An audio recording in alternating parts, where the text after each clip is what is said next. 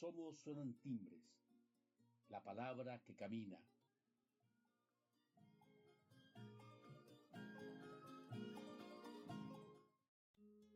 En el año de 1958, tras la llamada época de la violencia y de la dictadura de Rojas Pinilla, Colombia empezó a vivir bajo la hegemonía totalitaria del bipartidismo liberal conservador. Se reprimían las voces disidentes y no se permitían alternativas políticas distintas a los dos partidos tradicionales. Esa muralla dictatorial había sido construida a sangre y fuego, y a sangre y fuego era defendida.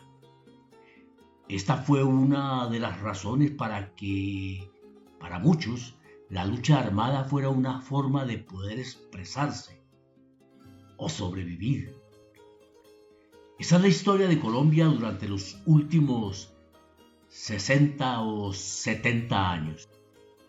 Un régimen político violentamente excluyente, elitista, gamonalesco, con una democracia restringida, secuestrada, ensangrentada. La violencia institucional y de políticos, latifundistas, empresarios y ganaderos fueron mecanismos para la acumulación de capital y de poder político. Fueron los años del estado de sitio, esa medida transitoria que se volvió permanente. Después vendría la doctrina de la seguridad nacional, el estatuto turballista, los consejos verbales de guerra para juzgar civiles y el terror. Mucho terror, guerra sucia y terrorismo de Estado. Los movimientos sindicales y populares, los partidos de izquierdas y las comunidades en los territorios fueron señaladas como enemigos internos que se debían eliminar, como el agua que había que quitarle a los peces para aislarlos y exterminarlos. En los años 70 se produce el exterminio de la Unión Nacional de Oposición. La década del 80 fue brutal para la oposición política, el movimiento sindical y los movimientos sociales en medio de la criminal alianza del paramilitarismo con el Estado. Se inicia el genocidio contra la Unión Patriótica. En los 90, el exterminio se concentra en zonas agrarias y campesinas y contra líderes sociales, y ese terror aún continúa, incluyendo ahora a firmantes de paz. Pese a todo esto, hubo intentos de paz que culminaron unos en un exterminio masivo y otros que, junto al poderoso movimiento estudiantil por la séptima papeleta, dieron origen a una reforma constitucional que buscaba ampliar las libertades y la democracia, pero que terminaría siendo letra muerta. Los pequeños avances en materia constitucional fueron arrinconados, entre otras cosas, por la aprobación de la justicia sin rostro y mayores acciones criminales del paramilitarismo y del Estado. Llegó el embrujo autoritario y su política de seguridad democrática, redadas y detenciones masivas, falsos positivos, amenazas, desplazamientos, etc. La mordaza se cerró mucho más y hablar de paz se volvió subversivo. El capital usurero entró a controlar totalmente los grandes medios de comunicación. La desinformación se industrializó. Con el acuerdo de paz de La Habana, hubo un intento de abrir una ventana que aireara el enrarecido medio ambiente político. Pero vino la trampa del plebiscito, las patraciadas de Santos, y luego Duque y su camarilla se empeñaron en hacer trizas todo lo que oliera a paz, a apertura democrática o a derechos humanos. Del embrujo autoritario y mafioso pasamos al embrujo de la estupidez, la corrupción y los desmanes policiales y militares. Pero en medio de estos tiempos de oscuridad y de violencia, venían gestándose un proceso de convergencias y unidades. El Frente Social y Político, el Polo Democrático Alternativo, propuestas que fueron conquistando espacios de democracia como la Alcaldía de Bogotá y otros escenarios, y una corriente parlamentaria que hizo temblar el poder de la parapolítica. Y en el momento más duro que ha vivido la humanidad, el de la terrible pandemia, el poder corrupto y violento desplegó toda su maldad, toda su codicia. Pero de los barrios surgió la rebeldía y el encuentro del pueblo junto a las barricadas y las ollas comunitarias. Y una idea que crecía y crecía junto a cada joven abatido, junto a las jóvenes violadas, junto a los ojos despedazados.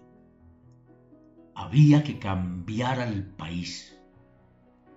De las barricadas se pasó a las urnas y llegó el gobierno del cambio y sus propuestas de las reformas tantas veces soñadas y frustradas otras tantas. Pero el viejo régimen, el de los viejos privilegios, el de la violencia y la corrupción se cerró. La vieja retranca, la muralla bipartidista se levantó para impedir los cambios. Nada podía cambiar. Todo tenía que seguir igual. Pero la lucha por los cambios no da tregua. No hay orden de descansar y si hay que pelear, pues peleemos si es el modo de avanzar, como dice la vieja canción. La consulta popular por las reformas sociales es una síntesis de todas estas historias de luchas de más de medio siglo por la democracia y por los cambios.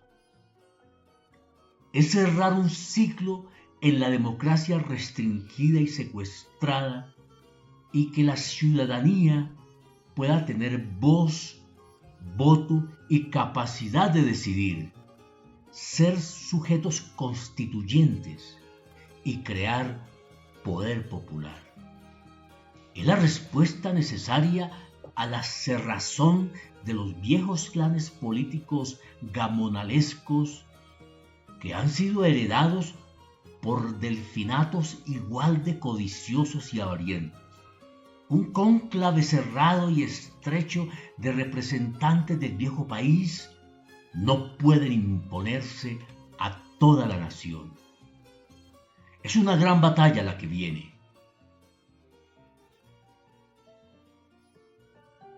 Una batalla que será victoriosa, que la historia es nuestra y vamos a hacerla. La estamos haciendo y en la calle codo a codo somos mucho más que 2, más que 6, más que 8. Somos millones. Nos venceremos a modo. No pasarán. Esa consulta popular empieza ya con la movilización callejera. Se burlaron del acuerdo nacional, entonces que el pueblo decida. El pueblo es la base de la soberanía, el pueblo es la base de la institucionalidad, el pueblo es la base de la democracia, dice la Constitución Política de Colombia, y estamos obedeciendo la Constitución. Por tanto, si hay un bloqueo institucional contra este gobierno, porque decidieron burlarse de las juventudes que salieron en el estallido social del año 2021, porque decidieron burlarse del mensaje central del voto popular en las elecciones presidenciales del año 2022, porque quieren sacarle el cuerpo a reformar a Colombia para que sea justa, viva y en paz. Entonces le toca al pueblo romper ese bloqueo institucional. Lo que va a haber es democracia, lo que va a haber es esperanza, lo que tiene que haber son cambios y transformaciones. Colombia lo necesita. Así que bienvenida a la consulta popular para las reformas sociales y bienvenido el pueblo de Colombia en las calles de toda Colombia.